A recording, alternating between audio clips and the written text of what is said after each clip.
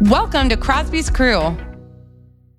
All right. Welcome to Crosby's Crew. It's Molly and Mason Crosby, and we are joined today by the one, the only Rick George. So many titles. I don't know if I can go through all of them, all the titles that you've had in your illustrious career, but we will dive deep into all of the wonderful things that you've done. Molly, where's my toast? Oh, there it is. All right. As we do every episode, I say a toast, and He kicks us off. Kicks us off, as Molly likes to say, and introduce our guests. So, to bold decisions, steady leadership, and the moments that shape everything. Cheers. All right. So, Rick George coming to us live from Boulder. Well, not live, I guess we are recording this, but from Boulder, Colorado. And we can't wait to dive into all the amazing things and the connections that we've made over the years. And I'm going to let Molly take us into this first quarter here. Well, it was obvious you should be on the wine podcast because when we asked you to think about the wines you might like to enjoy while we're having this conversation, I think it took you like 0.7 seconds to fire back, the two that you had in mind. And so we just want to hear in your words why you picked these wines, why you enjoy drinking wine, why you think it's a valuable part of your life, how you and your wife enjoy it, just warm us up on these wines. Yeah. So, my wife's not got the same taste that I do. She's a Chardonnay lady. She's a Rombauer. When we like to have a glass of wine on our patio, somewhere between 4:30 and 5:30, she always says it's her best time of the day to enjoy a glass of wine. So she's a Rombauer. My favorite wine in the whole world is the 8 Years in the Desert by Warren Swift. I like a bold red blend and love 8 Years in the Desert, and then Gunlock Bundschuh. Their estate wines are really good. Katie's an alum at CU and, want to support her. But those are my two go-to, and I love those wines. When I get home from work after a stressful day, it's nice to unwind and have a nice glass of wine, and we do that often. And is that after you bike home from campus? And I know you're, real active like that. Well, sometimes I haven't biked much lately, but I do walk to campus. Like for graduation this past weekend, I left my house at 7 and I walked on the hill. I stopped by the sink to say hello to the students that were there since 6 o'clock in the morning. Of course. Oh, yeah. And, but I do like to walk into campus. It's always fun on game days for football games. I would always walk to campus. That was my thing that I would walk through. I'd go through the tailgates on the hill and, enjoy being around students. And then I'd come to the game and do my thing. But that was always a ritual that I would do every Saturday or Friday night is awesome. Walk into campus and say hello to the students and encourage them to come to the game and have fun at their tailgates, but leave early so they would be on time for the game. Get to the game on time, right? That definitely feels like the right way to enjoy Boulder. And we were kind of not giggling, but you know how sometimes dogs and their owners kind of have a similar aesthetic to them loosely. We kind of felt that way about the wines you chose and how it matches up to you. Like when we were, just jumping on like the wine websites and wanting to get a little bit of a background on them. The Warren Swift is known for its like bold, kind of blaze its own trail, really an impactful wine. And then you've got this legacy wine. Gunlock Bundschuh, I think, is the oldest winery in Sonoma. Yep. And so just these themes of like being bold and taking firm direction and knowing where you're headed, and then legacy really seemed to be like a great little springboard into discussing all that you've accomplished and continue to do. We were just in awe that first time we met up. And I mean, how quickly did you get that field house built after you assumed leadership? And that, mind you, that's the field house Mason was recruited with. Exactly. That would be there as a facility for him. Right. 2003. In 2003. And you had said that. Talk about 8 years in the desert. Right. I got here in 2013 and we started building in 2014. We did it in 16 months. And we Wow. actually poured the last piece of concrete the night before the first game. That's how tight it was. And we did a design build, and we captured everything that we wanted with a net zero indoor energy indoor facility.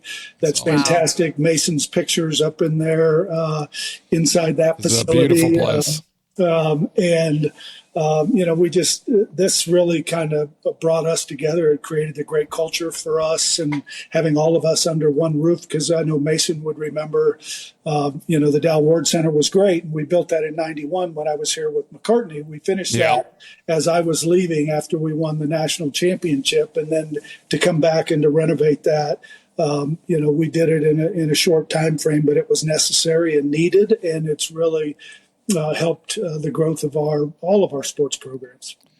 I don't think in all of sports, in college sports especially, there's a better view than the Dow Ward. Well, now you've created it on the terrace upstairs, but I still remember working out in that weight room, overlooking Folsom and looking at the Flatiron, and you're just like it's otherworldly. It's like such a spectacular setting to have gone to school and play sports there.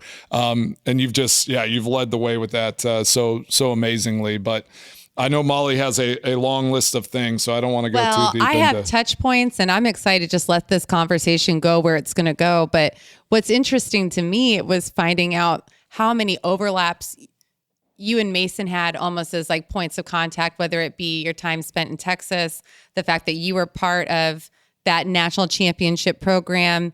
And then Mason's agent was actually Mike McCartney, Bill McCartney's son. And your relationship with Gary Barnett. I mean, this could be several podcast episodes. I'd really just have it be several glasses of wine out on a terrace. But what we'd like to do, just a little quick questions first, and then we'll dive into the meat and potatoes. And there's only one answer, I guess, for you to say to this. Where's the favorite place you've ever worked? Yeah, that's a great question. Absolutely Boulder. I think being here the first time, we had, our daughter was born here. That was kind of special. We had her in 1989. We came here in 87, and she was born here. And so getting the opportunity to come back and to kind of lead this program again was a blessing for our family. And both my daughters are here now.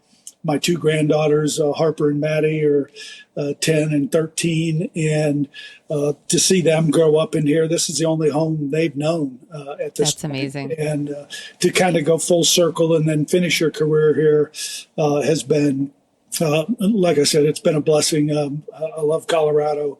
I love the people. I love our staff, our team, our student athletes, and being able to see them do the amazing things that they do with their life once they leave here. And having been here 13 years, some of them are in their 30s now and mid 30s, and really doing some really cool things. And it's just been, I've had a great career. I've been blessed in all the places I've been with the Texas Rangers and the PGA Tour and the Champions Tour and all those things. And, I credit a lot of it to Bill McCartney because he taught me a lot about faith and family and discipline and accountability and all the things that have kind of driven my life. And I think he was a bold leader. I would say I'm a bold leader. I'm more of a servant leader than a bold leader. But I just love being around young people, and it was great to be able to come back and to end my career in Boulder. Well, and I think people can trust a servant leader with bold goals because they don't feel like they're going to be hung out to execute a vision on their own. But that's an awesome leadership style. But you set some pretty bold goals. So then, well, I do want to ask about, you mentioned a couple of the spots, and do you have that for later? But I want to just ask you go for it about your time with the Rangers and working in with the PGA and the Champions Tour and kind of how all those came to be. Just tell us that journey a little bit. Yeah, let's hear your arc. Yeah, so I was the youngest recruiting coordinator in the country when I was 23 at the University of Illinois, and our Wow. Oh my first gosh. class was ranked in the top 5 in the country, and that kind of propelled my career. And then the great thing about my career is it's all been about relationships. So the reason I came to Colorado is we had our daughter Jenny. And I was on the road 24/7. We didn't have rules about how long you could be on the road, so I was gone 4 days a week. And my wife said, we need to do something different here. And so McCartney had his first recruiting coordinator job open, and it was off the road recruiting coordinator, director of Nice. ops position. Now there's 30 people that do those two roles. But Right. yeah, exactly. And so, it was kind of, that came about, and I called Lloyd Carr, who was my defensive back coach at the Oh University man. of Illinois, and he and Yeah. McCartney had a strong relationship. He made a call to Coach Mack and said, "Hey, I got this guy. You should beat him." We met at a Fairview Boulder game, which is a classic game in Boulder, Yeah. Colorado, and we watched Scott High school, Lockwood right? and Tony Baselli play. At the time, Nice. we both had careers in the NFL, and we watched him. He offered me the job. I took it 3 months later. And it was about that relationship that kind of spurred that. And then, I after we finished the championship in 90-91, I went with Jerry DiNardo to Vanderbilt. He left to go to right. LSU. I stayed there and became an associate AD. Got really frustrated with the industry. I couldn't find an AD job. I was too young. Now I look back, I had no reason to think I should get a job, but so I did that, and then decided to get out of college athletics, and I became the CEO of a not-for-profit that hosted a PGA Tour event that impacted children's charities in the New Orleans community, and Wow. we built that up. And had a great run there. And then the commissioner of the PGA Tour said, "I'm going to send a plane. I got a job I want to talk to you about." So he sent the plane. I went there thinking I'm going to run maybe the Players Championship or what have you. And he asked me to be the first president of the Champions Tour when we were Love it. rebranding it from the Senior Tour to the Champions That's Tour. right. And I remember on that tour, I was only at that time, I think I was 43 years old, and every player on the Champions Tour was 50 or above. And Right. I knew nothing Exactly. about golf. I still suck at golf, but I love golf. As And we all do. yes, and so I got challenged a lot in that role, but we made that tour really successful. And then the commissioner asked me to run all of the championship managed events like the Players Championship, the Tour Championship, and the World Golf events at the time. So I got to do that, and then he asked me to run the PGA Tour for 3 years, and that was a blast. And Nancy will tell you that our favorite job was the Champions Tour because we had guys like Fuzzy Zeller and Yeah.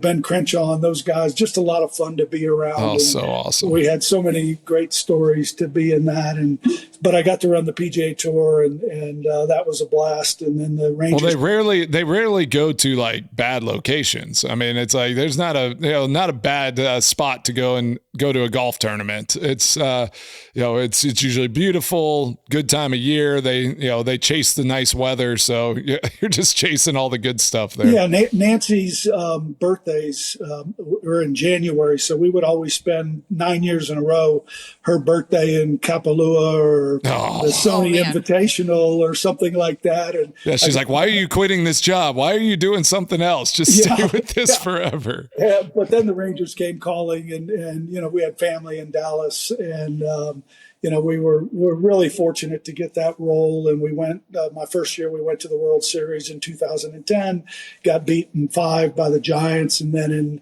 my second year there, we went to the World Series again and got beat in Game 7 in St. Louis, and that's where I grew up. I used to be a Cardinal fan, and then turning the hat and being a Rangers, and then Chancellor DeStefano called, and he and I had a relationship from when I was here in the 80s and 90s. He had his entire career here. He called, and I was like, it's time to get back and be around young people and try to help them better their lives. And I think we've done a great job at Colorado with providing incredible benefits and opportunities for our student athletes. Our academics have never been better. It's something I'm really proud of. We've just had a great year. Our women's lacrosse team just got a host. We were the 8th seed, and we're able to host in Boulder this Friday. And our soccer team had an incredible run. Women's volleyball, our women's sports are leading the charge. They've done an amazing job, and our student athletes are thriving, and that's kind of why I got in and came back into the business. And it's kind of a full circle, but we're glad we're finishing here in Colorado. Well, and I think that's a little bit of a wine tie-in also. For me, I really started to enjoy wine as more of a part of my life because I had a real struggle following the birth of one of our children, just being postpartum.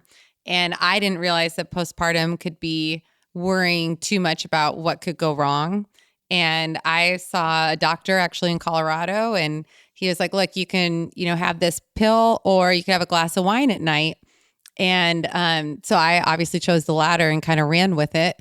And that was something that really struck me when I think about, Mason and I are really accustomed to people interacting with us kind of it's not a bad thing, but like kind of what they need, right? Yep. Whether it be a charitable thing or whatever. And when you were sharing with us what you were implementing on the mental health side of things, brain health for your athletes, and how open you were when we were trying to kind of build a bridge between an honors program I had been a part of, that really struck a chord with me because I feel like that's a bold vision that you don't get measurable dividends from. You do it out of compassion and out of a desire for the whole person to flourish. Right. And I think, those are my crutches that just fell. That's okay. I was so impressed. Exactly. He has been unbelievable. I'm full service over here. He's got 6 kids right now, but I wasn't even thinking about that. And when you kind of reached out, we'd been so busy with the Packers and hadn't really seen a clear road back on how we could get involved in CU athletics and CU at large. We were blown away by how nuanced you were in the support. The whole person, the whole athlete, doing all those little things that I think in the world we live in get passed up a little bit these days. Yeah. It does. It does, but what it does is it creates your culture, right? I mean, all of our student athletes, we've got incredible nutritionists that work with all of our student athletes, and they do an amazing job. But the mental health piece is something that's near and dear to my heart. And we invested heavily in that. 5 years ago, we had 1 practitioner. Now we've got 4 or 5 that are running that program, that are here on site in our building with our student athletes. We've got 3 or 4 nutritionists that work with our student athletes. We got a data science program behind what we're doing. And in this day and age with NIL and the way it's going, we want to create that culture. So when somebody does come with a big bag for a player or what have you, that we can lean back on the culture that we've created, the amenities that we provide for our student athletes. And, it started with mental health and then it evolved into nutrition and, sports medicine, strength and conditioning. We make our decisions based on the data that we have. And it's really served us well in our athletic department. It's been great for our student athletes, and Molly and I appreciate that. And I do want to ask you a question because I remember when you were so gracious to host us. Mason wanted nothing to do with us. It was a game weekend. No, it wasn't. It was training camp. And it was training camp. Training camp's tough. He was a little busy. Training camps are tough. But I remember you taking us around and showing us Green Bay, and I'll never forget that because that's an incredible football town. And yes. going back to your house before Mason got home, I remember we got into your wine cooler. Oh, yeah. And Mason's We opened like, the good stuff. Yeah, why are you drinking this wine? So my It's like 2 in the afternoon. Yeah, no, I think it was 3. Okay, much better. Yeah, I that's remember better. you going into that cooler, and I'm just I'm curious. Are you the one that picks that wine, or Well, the is wine. Mason? I remember the yeah, wine But I we know had it's that. good wine for us to drink. I know that. Rick, this is a conversation we've had. Like it happens often, and I like to put out the good stuff and for I'm our more friends. of a like I like to cellar wine and like try to actually kind of put it in and like have a plan of like when we're going to open it. And Molly's a little more willy-nilly with that process. And there's a couple bottles where I'm like, this is it's a 2013 or something in 2014 that I'm like, all right, I got a plan. We're going to open this in 7 to 10 years, something like that. And she just starts ripping those things out. And all right, I'll answer Rick's what did question. y'all open? We had Signorello. Signorello. I think we had 2 bottles that were open when you got home. I come back from training camp I think first we had. I love that though. I think That's what first it's about. we had Staglin and then we had Signorello. Yeah, we did. But it's for sharing. That's what. That's why You we're said doing you this. liked cabs, and I went okay. Okay. So Mason and I think do a pretty good job of collecting together. Yeah. Yeah. You definitely like drinking and like just enjoy and like I try to like have that plan, but I think he cares. I think he's more cognizant of the bottom line than I am. Like once it's in the house, it's all the same. we've already bought it. It's all time the to drink same. It. And Mason will tell you I don't know if it's like my love language, but I love when I meet somebody and we discover that we are into something that's similar. And basically it's just wine or tea.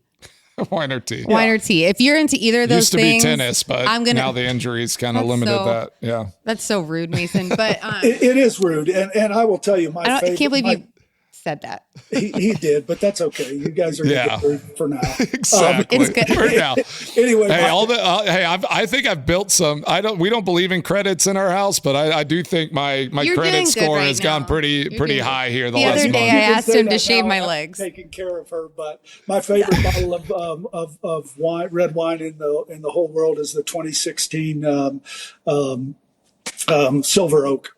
Love that. Yeah. And when I was with the PGA Tour, we played at Pebble Beach, and they have this little store that's right out by the pro shop, and you can get Silver Oak at a really good rate there. And so I used to go. We actually discovered this last spring break. This spring break that just happened. Yes, we went to Pebble this spring break, and we went into that little wine shop.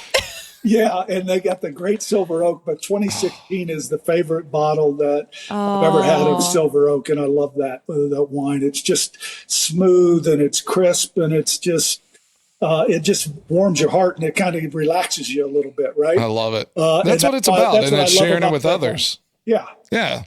Because you get like that a cashmere blanket, like the story coming to Green Bay and drinking the wine, Molly opening up the good bottle, like that's what it's about, right? It's like you share with with your friends and your family and like people you care about, and then you have that shared experience, and you're like, we remember sitting down and drinking that together, and the stories that come around it. I do want to ask that though, like did your wine journey kind of elevate and go to a different spot whenever you were with the PGA and the Champions Tour, like traveling around and going to all these different events? Like, do you think that took it to the next level, or were you already into wine pretty heavily at that point? It absolutely was something that I really loved and it kind of changed my palate at that point. Going out to nice dinners, going to Pebble Beach, to have vodka or something like that, and then I started drinking red wine, and that really became my thing. I just love red wine, and I love all kinds of red wine, that you can get. But I'm a Bold Cab person, and when you come to Boulder next time, I'll show you my little area where I have all my wines, and there's a lot of bottles there, so I need help drinking them. For sure, we'll come and help you. But I'm in the Gunlock Bunchu wine club, so I get different wines. The Bacchus Club. Yes, and I love their wine, and then there's another wine. It's from the River Rain group, and they've got a big buffalo on the front of it, and it's a Nice. really bold cab, and it's kind of like our buffalo, but it's not our buffalo, and but they do have, I think one of the sons went to school here, and it's called River Rain, and Perfect. Love to check and that out. the wine is so good, and it's heavy, and I like a heavy because it's almost like when you're drinking it, you just feel like the pressure coming out, and you just kind of take a deep breath and say, this is really good. That's perfect. Well, we're going to take our first ad break with Kohler and be right back. For us, Kohler isn't just a brand, it's a part of our story. My dad was an exclusive Kohler dealer, so I grew up knowing their commitment to quality and design. And for me, I helped open Lodge Kohler in Green Bay, and we've celebrated some of our best memories there, like my 40th birthday at Black Wolf Run. Kohler, Wisconsin and Kohler properties have always been our favorite places to relax, connect, and of course, enjoy great wine together. So it feels full circle that Kohler Company, boldly innovating for over 150 years, is now part of Crosby's crew, bringing extraordinary moments to everyday life. Cheers to that. When you were talking about that heaviness and that relaxation, so you're in all of these pretty high pressure arenas. Let's go ahead and call it that. And we have a couple questions that came through from our followers who really want to know, other than drinking a great heavy red wine, how you operate in those spaces. And so one of our viewers wants to know, because coming off the heels of the NFL draft, he wants to know how different the MLB draft is, because we're kind of used to going on the clock and seeing that communication come out of the war rooms and all of that. And sometimes you see people, they actually, where is it, mentioned a specific pick this year where the coach visibly looked It was the Rams pick. It was right? perturbed with the pick. Yeah, it was Sean McVay with Ty Simpson. Yes. But, yeah, being in those rooms, like from like being with the Rangers. What's the tension? What's the process? How many glasses of red wine does it take after the process to go back to a normal to get you leveled out? Well, elevation? Fortunately for me, I was just in there watching. I had no say in the draft. You didn't have to, yeah. I was the business side of it, right? Okay. And so, I did all of I would just be in there to watch. And so I didn't really have any stress on that. But I will tell you a funny story. So when I first took the job with the Rangers, I was just getting to know the owners and this and that. And we're playing the Yankees to clinch the berth into the World Series. And Yeah. I think it was game 5 or something. And so we're up there and we got a 2 or 3 run lead in the 9th inning. So I go into the owner's suite and I'm congratulating everybody. Hey, we're going to win. Well, we got beat.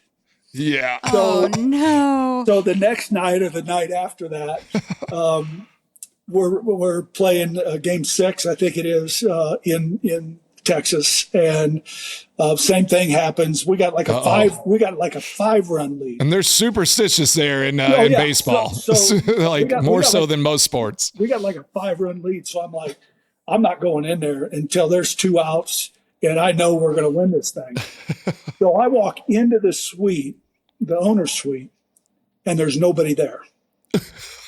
And so I go in and there's a young lady that is, serving, the wine and stuff, and the suite, taking care of the suite. Well, I walk in there and I said, where is everybody? And she said, right, it's because we were right behind home plate. She says, they're where you should be. They're on the field right now. So I couldn't get there. So I said, well, let's get the best red wine you have, and we'll just sit here and watch it all unfold together.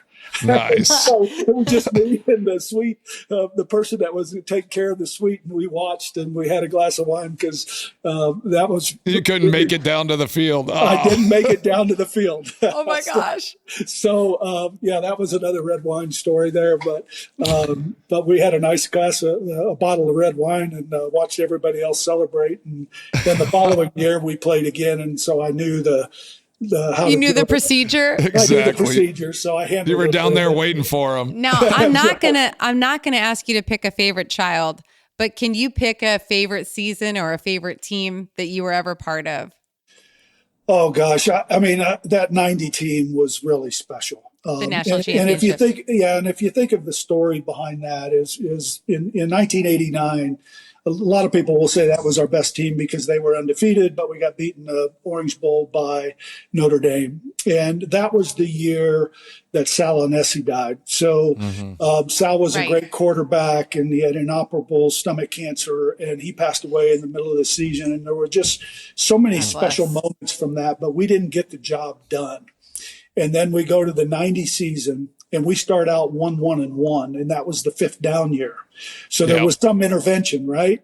Nobody knew it was the fifth down. We beat Missouri, and then we go on and sweep the rest of the games. And I remember when that season, when we completed that season, it was late in Miami. We get back to the hotel, and it's just a sea of black and gold. And we walk in as a team, and everybody kind of parts ways. And and the team walks through there. And then there was this function that we had with a bunch of donors in the presidential suite. That was a lot of fun, at least from what I can remember. Yeah, exactly. And we just had a great experience. That was really a year that I'll probably never forget, and it really shaped who I was, and it allowed me to have opportunities ahead of that. And Bill McCartney was such a great man that I highly respect. And we lost him a year and a half ago, and that was tough. But what a super guy and a person to learn from, and he certainly taught a lot of us a lot. For sure. Well, so he had this huge stamp on how your entire career went and the lessons you carried forward. Sorry. But you also had a bit of a relationship with someone who I would say probably had that impact on you. So Gary Barnett and the trajectory he set you on was really kind of the whole deal. Yeah. But that's what's amazing, though, is as we talk about Bill McCartney, and it's what impact he had on so many people from Colorado. Like it just the fingers and the places that his impact went, and how then all of that kind of, it came back to Colorado. It was like, Gary came back and he was my coach, and like his impact in my life and my journey. Obviously your relationship with him as well. And then how you came back and then continued that legacy and what that means, not, to the university, to the people there, but just to so many, now that all these other student athletes, all these other people that are going out into the world, it's multiplying what that kind of stuff is just so amazing when you think of the impact that has created in the world we live in, and all those connecting points. Yeah, and look, I just played golf with Gary last week. Oh, nice. And shoulder doing all right? Yeah. So Gary's Gary, right? And he's hard headed, just like the rest of us. And he has his surgery, and I check in on him, I don't know, 6-7 weeks after he had his shoulder replaced. Yeah. And I said, how's it going? He's like, well, I'm playing golf. I'm hitting so many shots a day. And I'm like, wait, what? So I run into Eric McCarty, who's his surgeon. Oh, yeah. And I said, yeah, I just talked to Gary, and he's already playing golf. Oh, no. You ratted him out. I did. Yeah, and you Eric's did. like, he can't be doing that. It's too early. And but I just played with him, and he kicked my butt again. But I'll get him eventually. But yeah, Gary Barnett is just a solid human being, and he's on our broadcast, our radio broadcast. We brought him back the year after I got there, and he's done a great job with that. But he's really connected with his former players and Mason, I know you're one of those, and he was there at your Hall of Fame induction at CU, and just a great human being. And you had an incredible year. The Green Bay Packers, or Wisconsin Hall of Fame, and our Hall of Fame in the same year. I mean, that was pretty special. So congrats to you. You've had an amazing career, and the leading scorer for the Green Bay Packers, one of the most storied franchises in NFL football. I mean, that's pretty awesome. And the fact that you came from CU is fantastic. Yeah. Well, I always go back to my time in Boulder and how that, that got me to where I was. And, it just shaped so much of who I am and what allowed me to go to Green Bay and have those successes were guys, coaches like Gary Barnett and, the people in my life and my teammates and all that. I wouldn't have been able to do what I did without all the lessons I learned going through college. And it's guys like you and the people in our lives that that just kind of set us on that right path. So what you've done there at Boulder in your time, and now you're in a different role, right? Now you're back on the business side of things. I'm not sure what I'm doing now, but yeah, exactly. Well, hey, don't you two get ahead of things. Okay, Molly's got a plan. I'm hoping the two of you could work out Mason together. Okay. But you loved CU, you had these impactful relationships, and then you accomplished the field house, which many of us didn't know was fact or fiction for decades. And then you make the bold choice to hire Deion Sanders. Did you have an inkling, like, we're going to sell it out? Did you have any idea how big that pandemonium and the acclaim and the excitement it was? Did you see it before you did it, or were you just as surprised as the rest of us? Yeah, look. He wrote the IOU. He wrote the IOU. That thing was. Yeah, look, it was, it was kind of that moment in time, and you talk about bold leadership, and I don't know if that was bold or crazy, but it's brilliant. It was actually at a time that if we didn't get that right, we were going to be irrelevant. And that's the word. And we had to get it right. And, we did a lot of pre-planning and, once, we made the decision to move on from the previous coach, we did that in the middle of the season, which is really, really challenging to do. I had great people that were giving me great counsel, and, we talk about relationships in this business, but, I had some people that were helping me. I had people talking to Deion that I didn't know were talking to him, like a Cordell Stewart, and they were together. And I recruited by committee. Cordell, and so just there were a lot of things at play there. And I did a lot of research. I watched his 60-minute interviews, and there's so much content that he has online. You can't see it all. But I did a lot of research, and I can tell you when I went into his home, I still wasn't sure. But when I walked out of that home, the first call I made was to Nancy, and I said, "You know what? I just found our coach." Nice. And amazing. And because he was more prepared than any coach that I had interviewed, he had a vision for what he felt like this program could be like. We start out, we were 1-11 that the year that. Before he took over, we won 4 games, and you'd have thought we had a bowl season because everybody was so excited about where we were. Then we go to the Alamo Bowl, and this past year we didn't quite have the success, and there were a lot of factors in that. But we're back on the horse, we're ready to go, and we're excited about what's ahead. And it was a choice that sometimes when you're a leader, it's lonely at the top because you have to make that call. Got to own it. And if it's not right, everything's pointing at you. And so, we had to get it right, and I think we did. And I'm excited about what's ahead in our future. Well, especially with what moves the needle now in college sports, which is NIL money. And we'd love to hear how you think college sports has been impacted by NIL, the good, the bad, the ugly. And now that choice in retrospect seems even better because individual players are their own little company and brand, and who's better at branding and being both a true football person and also understanding this new reality that's changing by the moment than Deion Sanders. And just a little caveat, when we were back for your, for several CU Buff alums, Hall of Fame moments, it meant so much to all of us that he brought that whole football team out for the unveiling of Coach McCartney's statue. Yeah, that was special. And it's not like it was a press covered deal. It was just the right thing for football players to understand what this program was built on. Look, I think the NIL era has really changed college athletics, and I do worry about, that bond that you create with your teammates when you've been in the trenches with them for 4 years. Now you've got somebody here for 9 months or a year, or maybe 2 years, but very rarely do you have somebody for 4 years that creates that camaraderie in the locker room. Like we all went through a lot. As players. I mean, I played at the University of Illinois, and I've still got teammates that are great friends. And, I worry about that a little bit. It certainly changed the landscape. And I think the biggest issue that we have is we create rules, but we can't govern ourselves. And I blame that on my peers and myself because, in some ways it's gotten a little out of hand. I don't think it's sustainable.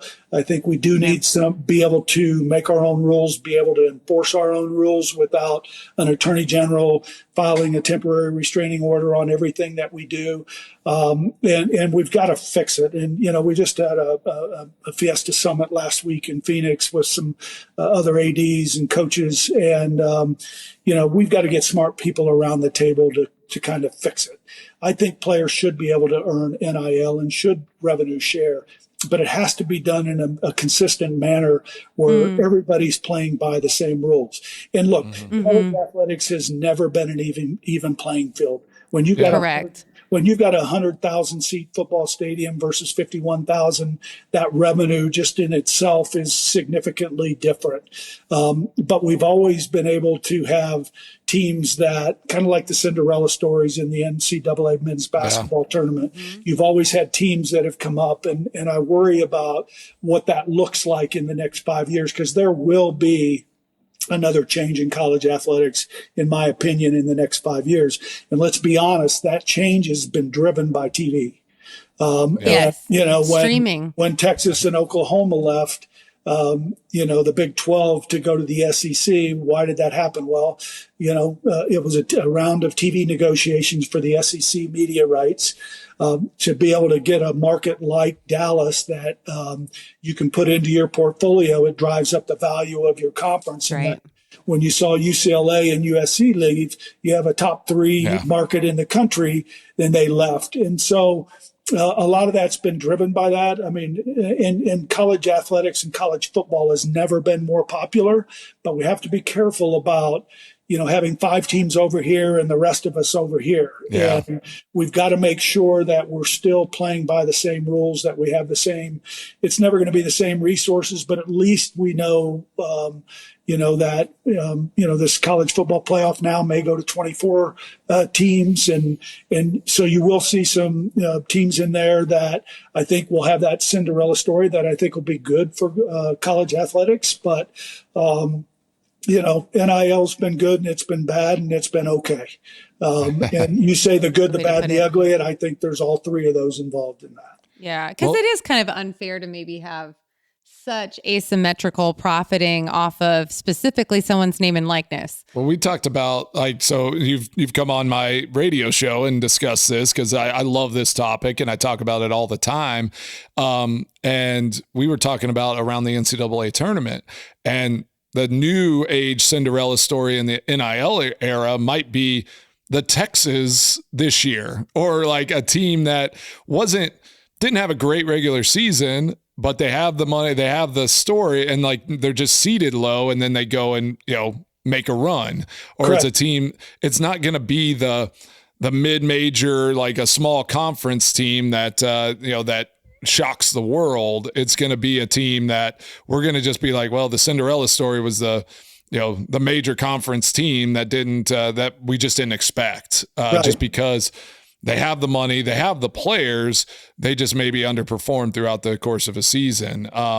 So I find all that so fascinating with that NIL space. And I think watching the NFL draft. It's moving into that. And I think we're still feeling some of the effects from the COVID years, because you saw guys getting drafted at 24, 25 years old. Pushing out eligibility. Where that was never the case, whenever I was coming out. Right. I mean, look, and you have some of that, and I think that's kind of winding down. So I think you'll get a little more, consistent with the way it used to be in the future. But again, when student athletes can transfer at any time without penalty, that's tough. It makes it challenging. And I think our old rule where you had to sit a year, you could transfer once and then you have to sit a year.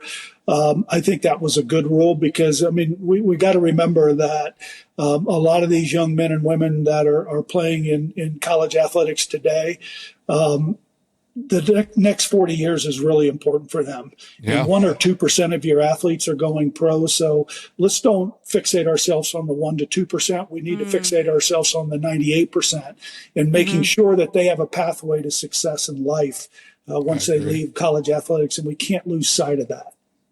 And that's where it makes sense that you concluded kind of this, traditional job portion of your life back in college athletics, because it really does kind of marry that you did things in the non-for-profit, you did things in the for-profit.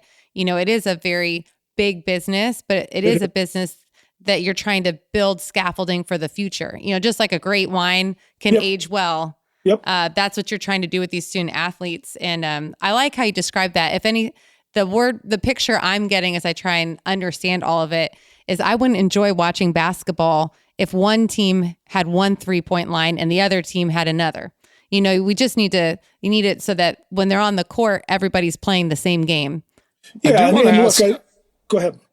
I want to, go ahead, answer that one, and then I got a follow-up question real quick. Well, I don't know that I can answer that. I mean, it's a great analogy, but you led me to it. But the reality is, I mean, look, we've always at Colorado, we've never had the resources that a lot of our peers have, but we've always been able to compete at that level because, we've got this incredible scenery behind where we are. Colorado's an incredible place for the outdoors and all of those kind of things. We're at altitude, and playing fast really helps us to have an advantage over our opponents. We're always looking for an advantage, but when it comes down to money, at some point we have to make sure it's a little bit more level. It's never going to be perfect. But I think right now, if you've got somebody, we're hearing $40 million rosters in football. Well, how is that even possible? But we're hearing that. I'm not saying it's true, but we can't compete at that level, but we can compete at that level athletically because we're getting the right student athletes to come to Colorado.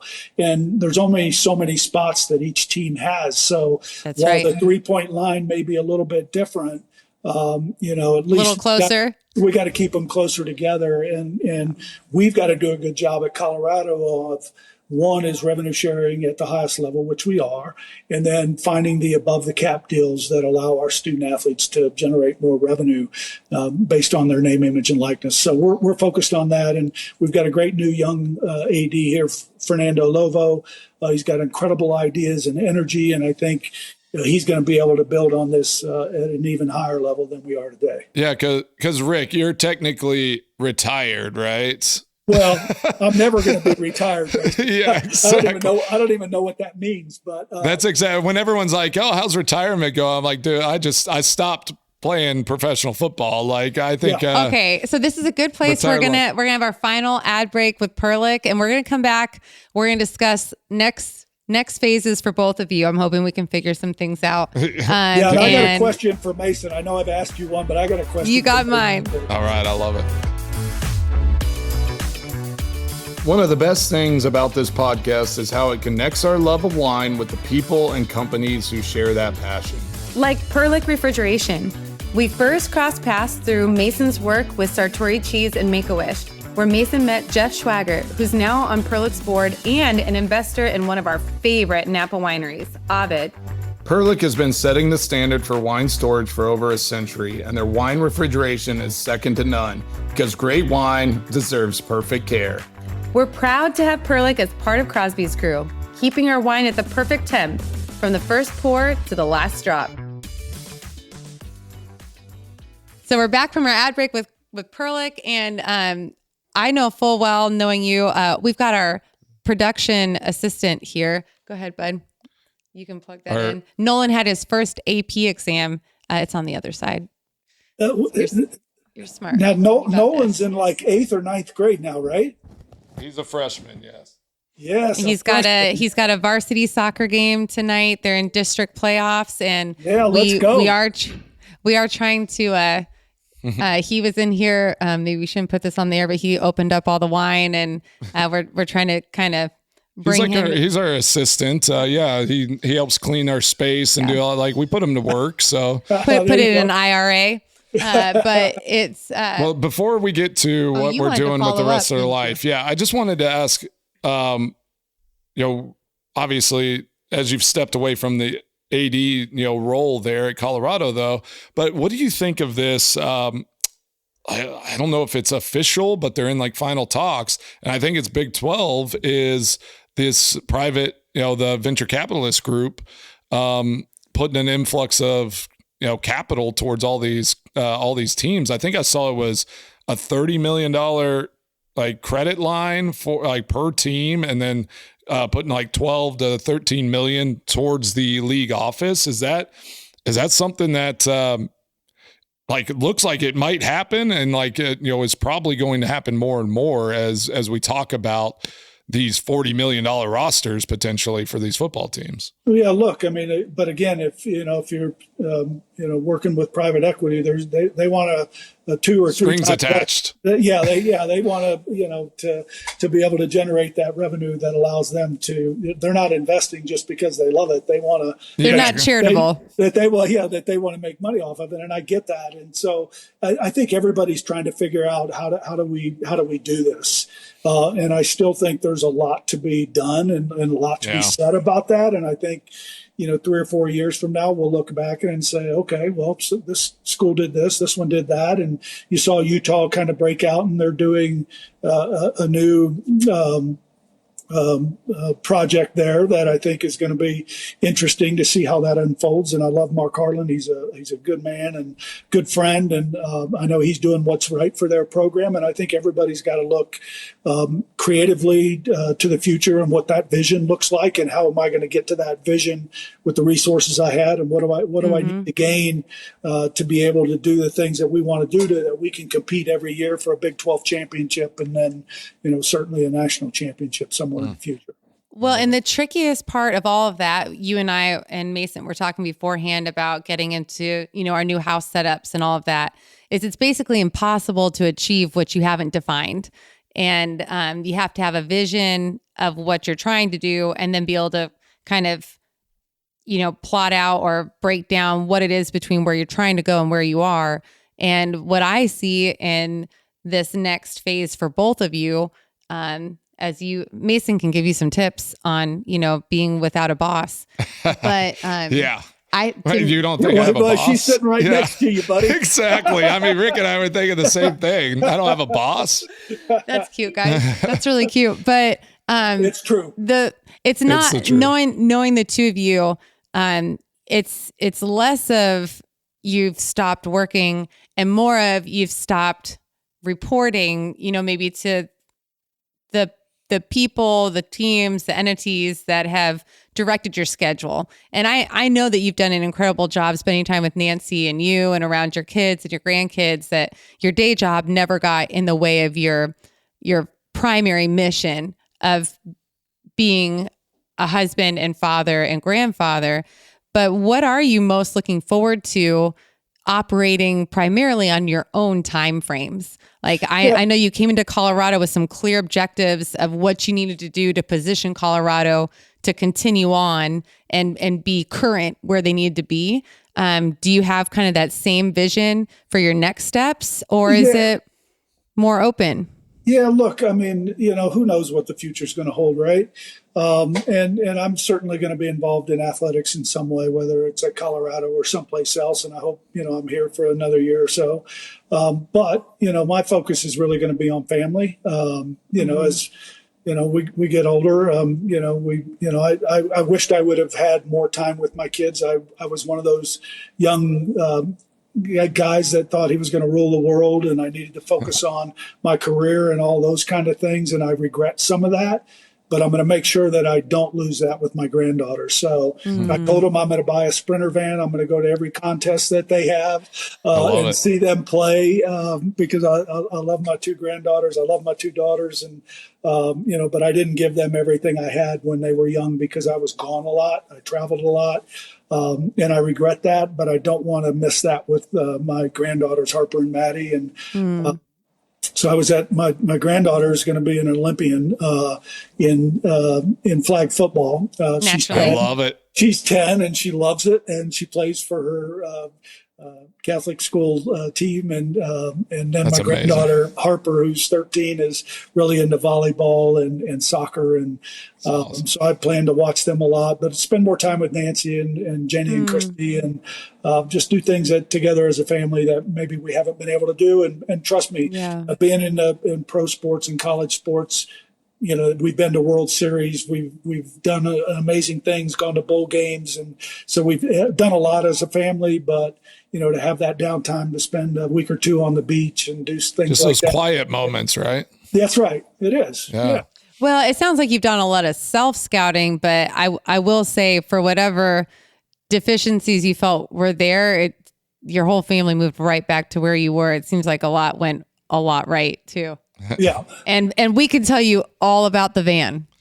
Yeah. If you need tips We've got on a conversion van, Type we have setup. We have the 9-passenger with the TVs, captain chairs. That's exactly what I'm looking for. So yes, just make sure you get the center. Make sure the center console is a cooler. That's very important. Exactly. So Mason, I do have a question for you. Because, all right, fire away. And I think I'm going to have you answer it, but Molly may have a say. Yeah, exactly. So as you were going through your career, and you were gone a lot, and you traveled a lot, and so when I was young and in my 30s and late 20s and 30s, Nancy came to me and said, "Okay, here's your ultimatum. So you're gone all the time. I have to go shopping. I have to make the food. I have to bathe the kids. I have to take them to school." She says, gave me an ultimatum and said, "I can't do it all. So you've got to do something. So what's it going to be?" What's and your I role? had 2 young girls at the time, or give them a bath after dinner. And I know you've kind of advanced beyond that, but when you were playing, I want to know how you did it. But so I had to make my choice. And so my choice was, I'm not going to bathe them. I'm not going to cook. So I'll do dishes. That was my thing. Well, 40 years later, I'm still doing it after you're locked in now. So I just you regret your choice before you make that commitment. But if you had to make that choice, what would your choice be? Oh man, I love that. So what I love is I love like quality time, and I love time in the car. So I was fortunate enough there in Green Bay, it timed up with the age of our kids and different things. There were times where I could drop them off at school on the way to work, or I could pick them up from school, take them home in between practice and meetings at times. And so I always tried to find moments during the week where I was available to. It felt like you were to more available them. than you were. Yeah, it was like, if it was 30 minutes of that time of just trying to build in something where it's like, all right, I can steal a couple minutes with the kids. Right. And that was kind of where I tried to, fit in. And I feel like I still have that role. And obviously with Molly down and out, I am all driver all the time. Right. So yesterday I was in the car, I think for 4 hours, doing the runaround. And so I think I will be the Uber driver for the rest of my days. There's something else though that you've taken on, because I hit my limit, and I was wondering if you were going to say it. It's not what I think it is. It's what you do. Okay. What do I do? He grocery shops. I am a grocery shopper. Yes. I can only do it if Nancy sends me pictures and I have a list. Because I do send the list. Yes.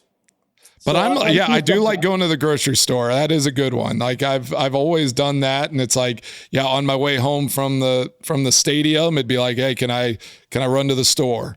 And so then I tried to I make the kids do the dishes. So that's where I'm at now on that. We do have a few more kids than you, and they do a lot, but I do feel bad that you got stuck in that one. That was a poor choice on your part. Yeah, it was. Especially if Thanksgiving dinner. That's what I'm saying.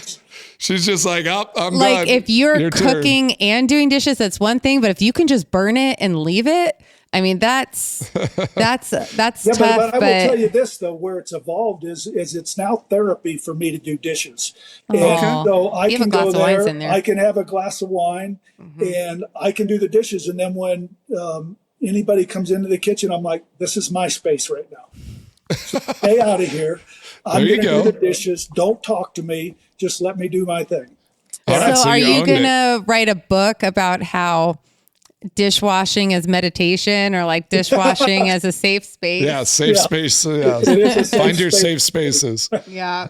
I think I can give Mason a list, but I kind of try to take it to the next level so he didn't always need it, where I try and do the same meals loosely every night of the week. So he doesn't even have to ask me. So if it's Tuesday, he already knows we're having tacos. So he knows he should be checking for guacamole and tortillas and all the things. Monday's pasta night for us. So Nancy, nice. Great bolognese, and we have pasta, and then some red wine. So Sunday I do Brussels sprouts with bacon and little olive oil and seasoning, and then I cook steaks every Sunday night. All right, we're coming to your house on Sunday. Or you have a permanent invitation to our house. Mason will go and get the groceries, and we'll be really good. We're to kind of one of my favorite parts. Mason and I don't know if you have one, if you can choose because are your favorites, but we're gonna write down which wine was our favorite.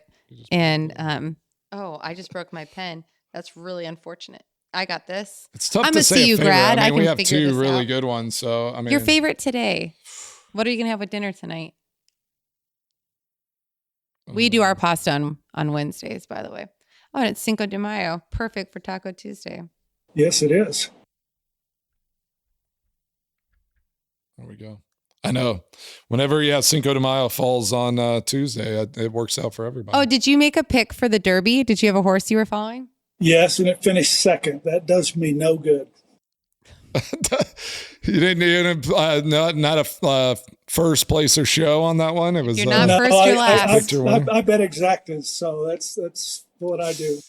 It was a great race. Yeah, all right, I went the Gunlight Cab. Gunny Bunny. Yep. Go see you. Yep. We got our Go Buffs. It's hard to not. Well. We got to go there as it's a CU grad, and we have our aerator, our Buffalo Head aerator from Gunlock Bun Shoes. So they at their shop there in. If you don't have one of those, you need to look into that. We should probably send him one. We'll send you one. And kind of a fun little extra is that we do for our podcast. We have these with interesting sports figures, but then our other ones are with a vintner and his wife. And he actually oversees wine production at Gunlock Bun Shoe. Yep. Keith Emerson. Yeah. So awesome. we were excited. So many too. connections. Yes. Well, you have to give Nancy a squeeze for me. Man, did she come in big when we were in for the Hall of Fame, and she hooked me up with I didn't know Boulder as well as I used to. It's been more than a minute, and we were so grateful. And we'd like to say it done. She knows all the things. She knows all the things. And also I think we've said this to you privately. I hope we have. And if we haven't, we just want to thank you for all you've done to really help us find our way and hopefully continue to find our way into reconnecting into CU athletics. And we just love the way you are able to kind of see where people can plug in and hopefully be impactful. And I think we still have a ways to go there with, I don't know if we could ever repay CU for all of our experiences, but we sure are glad it brought our paths together. And we're really grateful that you could take this time today. Thank you. And really enjoyed it. Let's do it again. All right. Deal. Appreciate you, Rick. Your house on a Sunday. There you go. Love it. See you next fall in Boulder, buddy. Yeah. You got it. Who you share it with? Well, that's it for this pour. Thanks for spending time with Crosby's crew. If you tried one or all of the wines from today's episode, we want to hear about it. Head to our socials and let us know which one was your favorite and why. Curious about what we're tasting next? Check the lineup and send us your questions. We'll be answering them in the upcoming episodes. Nothing's too nerdy or too simple. If you're wondering, someone else is probably wondering too. And hey, before you go, just a reminder that drinking and driving is never okay. Please enjoy wine responsibly. Always have a designated driver lined up before the bottles open and consume in moderation. Until next time, cheers from